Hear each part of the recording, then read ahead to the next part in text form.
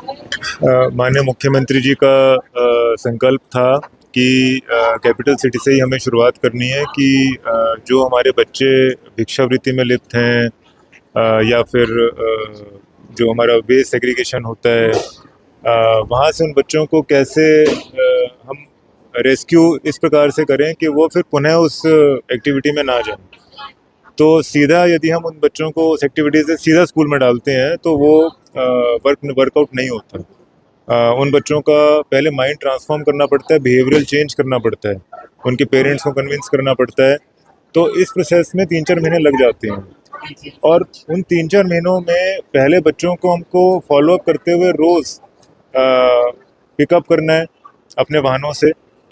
और फिर बच्चों को जो ये हमारा आईसीटी सेंटर बना है, जो एक प्लेफुल लर्निंग का सेंटर है, जहाँ पे music, audio visual room, computer, yoga और लेगो रूम जैसी गतिविधियों के माध्यम से पहले उनको ये एहसास दिलाया जाता है कि उनके बचपन के अधिकार क्या हैं, चाइल्डहुड राइट्स क्या हैं और उनका स्थान कहाँ पे है।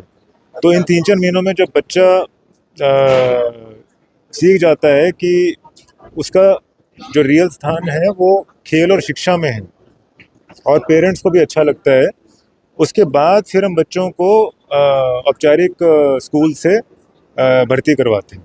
तो इस क्रम में जैसे अभी तक 150 से ज़्यादा बच्चे इसी सेंटर से निकल के स्कूलों में भर्ती हो चुके हैं और आज हमारा 27 बच्चों का और लॉट था, तो जिनको फॉर्मली स्कूलों में भर्ती करा दिया गया है। यहीं से निकले हैं बच्चे, उन्होंने 3 महीने का यहाँ पे अपना कोर्स पूरा किया, उनको फॉलोअप हमने किया, पेरेंट्स भी उनके आज यहाँ पर आए थे। तो इस तरह से ये हमारी गतिविधि चल रही है। तो इसके आप 3 चरण मान सकते हैं प्रोजेक्ट के। पहला चरण है रेस्क्यू एंड रिकवरी।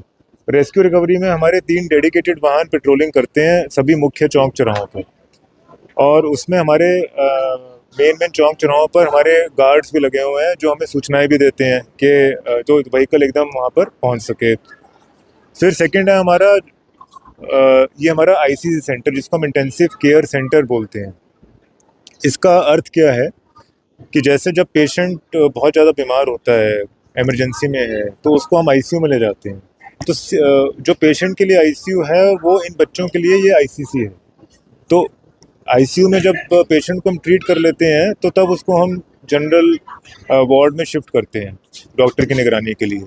तो यहाँ पे पहले उसको 3 महीने इंटेंसिव केयर की ज़रूरत है, तो उसके बाद फिर हम इसको स्कूल में शिफ्ट करते हैं टीचर की निगरानी में पढ़ाई के लिए। और उसी क्रम में इसमें हमारा बहुत सारे डिपार्टमेंट्स इन्वॉल्व हैं।